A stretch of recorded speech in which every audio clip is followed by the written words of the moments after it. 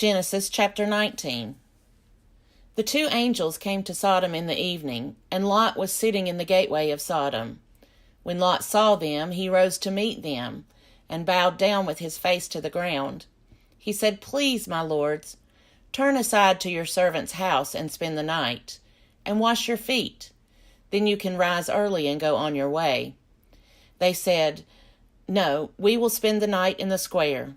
But he urged them strongly, so they turned aside to him and entered his house. And he made them a feast, and baked unleavened bread, and they ate. But before they lay down, the men of the city, the men of Sodom, both young and old, all the people to the last man, surrounded the house. And they called to Lot, "Where are the men who came to you tonight?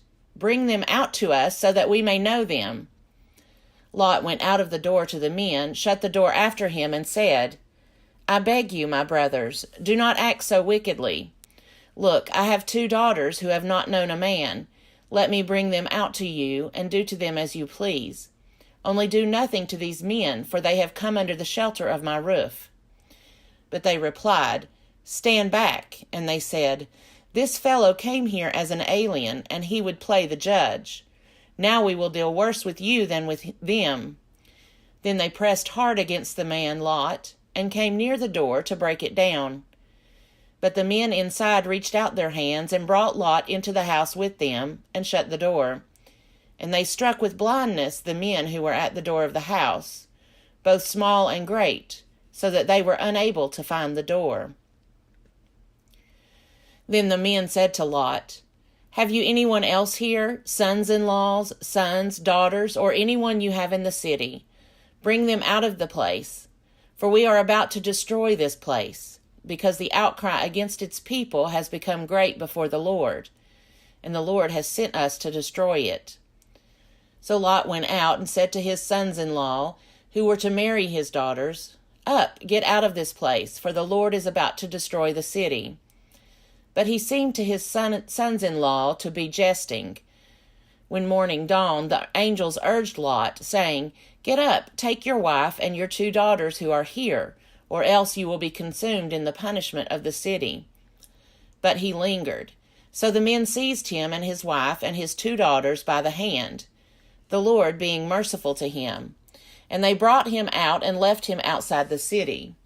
When they had brought them outside, they said, "Flee for your life. Do not look back or stop anywhere in the plain.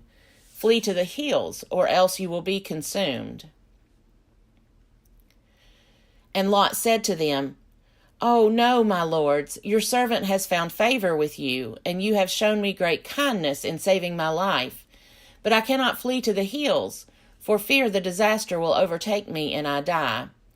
Look, that city is near enough to flee to, and it is a little one. Let me escape there.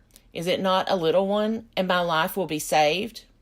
He said to him, "Very well, I grant you this favor too, and will not overthrow the city of which you have spoken. Hurry, escape there, for I can do nothing until you arrive there." Therefore the city was called Zoar. The sun had risen on the earth when Lot came to Zoar. Then the Lord rained on Sodom and Gomorrah sulfur and fire from the Lord out of heaven, and he overthrew those cities, and all the plain, and all the inhabitants of the cities, and what grew on the ground. But Lot's wife, behind him, looked back, and she became a pillar of salt. Abraham went early in the morning to the place where he had stood before the Lord, and he looked down toward Sodom and Gomorrah, and toward all the land of the plain, and saw the smoke of the land going up like the smoke of a furnace. So it was that, when God destroyed the cities of the plain, God remembered Abraham, and sent Lot out of the midst of the overthrow, when he overthrew the cities in which Lot had settled. Now Lot went up out of Zoar and settled in the hills with his 2 daughters, for he was afraid to stay in Zoar. So he lived in a cave with his 2 daughters. And the firstborn said to the younger, "Our father is old, and there is not a man on earth to come into us after the manner of all the world. Come, let us make our father drink wine, and we will lie with him, so that we may preserve offspring through our father." So they made their father drink wine that night, and the firstborn went in and lay with her father. He did not know when she lay down or when she rose. On the next day the firstborn said to the younger, "Look, I lay last night with my father. Let us make him drink wine tonight also, then you go in and lie with him, so that we may preserve offspring through our father." So they made their father drink wine that night also, and the younger rose and lay with him, and he did not know when she lay down or when she rose. Thus both the daughters of Lot became pregnant by their father. The firstborn bore a son and named him Moab. He is the ancestor of the Moabites to this day. The younger also bore a son and named him Ben-Ammi. He is the ancestor of the Ammonites to this day. Genesis chapter 20. From there Abraham journeyed toward the region of the Negeb and settled between Kadesh and Shur. While residing in Gerar as an alien, Abraham said of his wife Sarah, "She is my sister." And King Abimelech of Gerar sent and took Sarah. But God came to Abimelech in a dream by night and said to him, "You are about to die because of the woman whom you have taken, for she is a married woman." Now Abimelech had not approached her, so he said, "Lord, will you destroy an innocent people? Did he not himself say to me, 'She is my sister'? And she herself said, 'He is my brother.' I did this in the integrity of my heart and the innocence of my hands." Then God said to him in the dream, "Yes, I know that you did this in the integrity of your heart. Furthermore, it was I who kept you from sinning against me. Therefore I did not let you touch her. Now then, return the man's wife, for he is a prophet, and he will pray for you, and you shall live. But if you do not restore her, know that you shall surely die, you and all that are yours." So Abimelech rose early in the morning and called all his servants and told them all these things. And the men were very much afraid. Then Abimelech called Abraham and said to him, "What have you done to us? How have I sinned against you, that you have brought such great guilt on me and my kingdom? You have done things to me that ought not to be done." And Abimelech said to Abraham, "What were you thinking of, that you did this thing?" Abraham said, "I did it because I thought, there is no fear of God at all in this place, and they will kill me because of my wife. Besides, she is indeed my sister, the daughter of my father, but not the daughter of my mother, and she became my wife. And when God caused me to wander from my father's house, I said to her, 'This is the kindness you must do me. At every place to which we come, say of me, he is my brother.'" Then Abimelech took sheep and oxen and male and female slaves and gave them to Abraham, and restored his wife Sarah to him.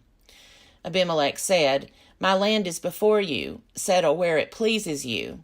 To Sarah he said, "Look, I have given your brother 1,000 pieces of silver. It is your exoneration before all who are with you. You are completely vindicated." Then Abraham prayed to God, and God healed Abimelech, and also healed his wife and female slaves, so that they bore children. For the Lord had closed fast all the wombs of the house of Abimelech because of Sarah, Abraham's wife. Genesis chapter 21. The Lord dealt with Sarah as he had said, and the Lord did for Sarah as he had promised. Sarah conceived and bore Abraham a son in his old age, at the time of which God had spoken to him. Abraham gave the name Isaac to his son, whom Sarah bore him. And Abraham circumcised his son Isaac when he was 8 days old, as God had commanded him. Abraham was 100 years old when his son Isaac was born to him. Now Sarah said, "God has brought laughter for me. Everyone who hears will laugh with me." And she said, Who would ever have said to Abraham that Sarah would nurse children? Yet I have borne him a son in his old age." The child grew and was weaned, and Abraham made a great feast on the day that Isaac was weaned. But Sarah saw the son of Hagar the Egyptian, whom she had borne to Abraham, playing with her son Isaac.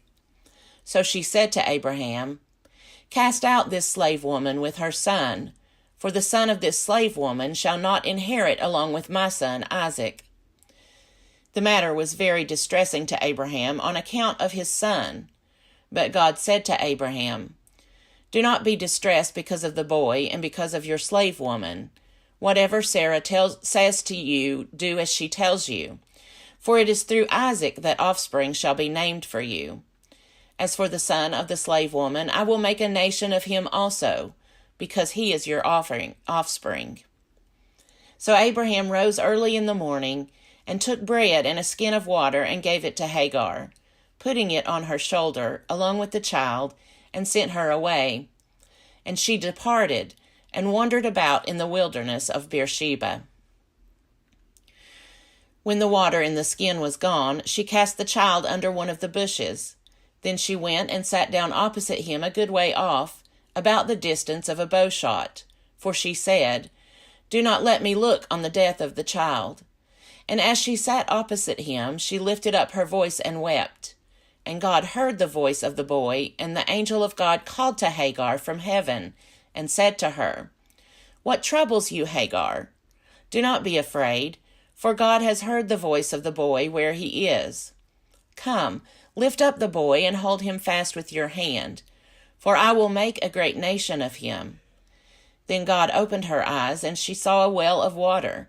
She went and filled the skin with water and gave the boy a drink. God was with the boy, and he grew up. He lived in the wilderness and became an expert with the bow. He lived in the wilderness of Paran, and his mother got a wife for him from the land of Egypt. At that time Abimelech, with Phicol, the commander of his army, said to Abraham, "God is with you in all that you do. Now, therefore, swear to me here by God that you will not deal falsely with me, or with my offspring, or with my posterity. But as I have dealt loyally with you, you will deal with me and with the land where you have resided as an alien." And Abraham said, "I swear it." When Abraham complained to Abimelech about a well of water that Abimelech's servants had seized, Abimelech said, "I do not know who has done this. You did not tell me, and I have not heard of it until today." So Abraham took sheep and oxen and gave them to Abimelech, and the two men made a covenant. Abraham set apart 7 ewe lambs of the flock. And Abimelech said to Abraham, "What is the meaning of these 7 ewe lambs that you have set apart?" He said, "These 7 ewe lambs you shall accept from my hand, in order that you may be a witness for me that I dug this well." Therefore that place was called Beersheba, because there both of them swore an oath. When they had made a covenant at Beersheba, Abimelech, with Phicol, the commander of his army, left and returned to the land of the Philistines.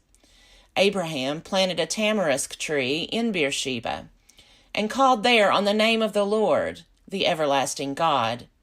And Abraham resided as an alien many days in the land of the Philistines.